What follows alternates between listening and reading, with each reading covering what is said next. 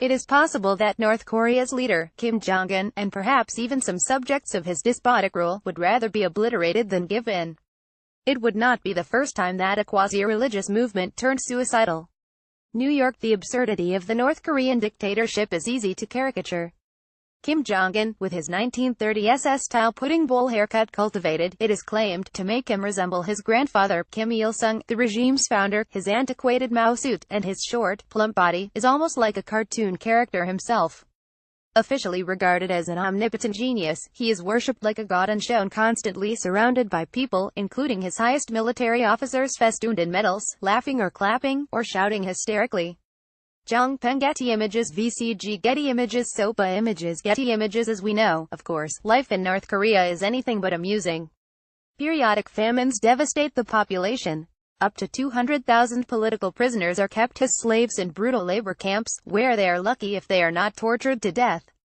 And free speech does not exist. It is not only forbidden to express reservations about Kim's divine status, staying alive requires regularly proclaiming one's devotion. It is possible, even likely, that many North Koreans behave like worshippers only because they must. Others fall into line because they don't know any better. Like people everywhere, they reflexively conform to the norms of the world around them, without thinking through their merits. But some North Koreans, perhaps many, might genuinely believe in the cult of the Kim dynasty, which, like all cults or indeed religious faiths, is made up of bits and pieces taken from other cultures, beliefs, and traditions. The Kim cult owes something to Stalinism, something to Messianic Christianity, something to Confucian ancestor worship, something to indigenous shamanism, and something to the emperor worship of the Japanese, who ruled Korea in the first half of the 20th century. Kim's father, Kim Jong-il, was supposed to have been born on Mount Paektu, believed to be a sacred spot where the divine founder of the First Korean Kingdom, a bearman named Tangun, was born more than 4,000 years ago. The birth of Kim Jong-il, also known as the Dear Leader, his father, Kim Il-sung, was the Great Leader, turned winter into spring and was illuminated by a bright star in heaven.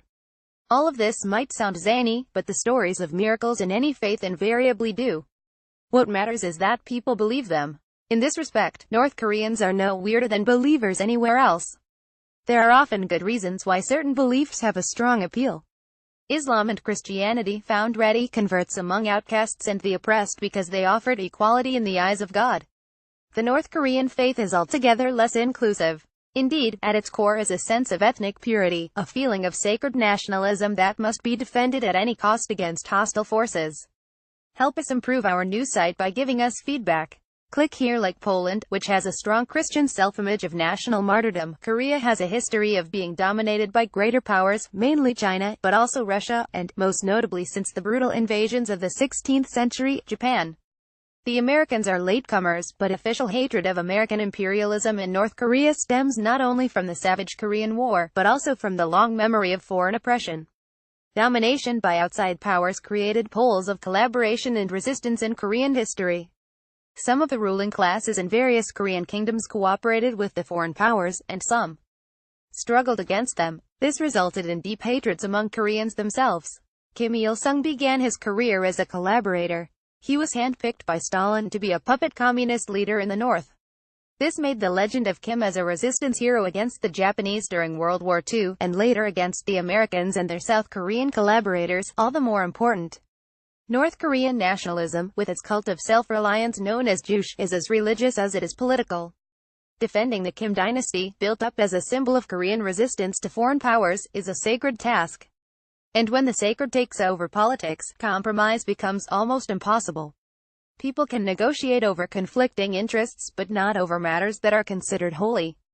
Donald Trump, a real estate developer, believes that everything is negotiable. Nothing is sacred in business.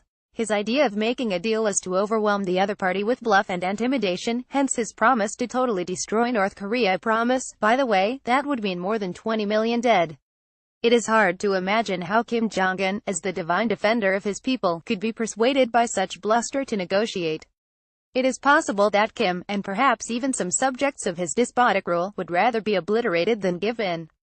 It would not be the first time that a cult turned suicidal. But there is another, more likely, risk.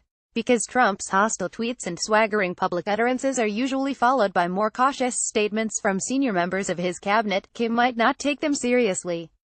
He may well think that Trump is all bluff and will never carry out his threats.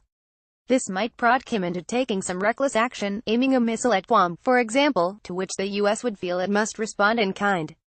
The result would be a catastrophe, not only for the Koreans who believe in Kim's sacred mission, but above all for millions of Koreans, just 35 miles from the North Korean border, who have no part in the Kim cult at all.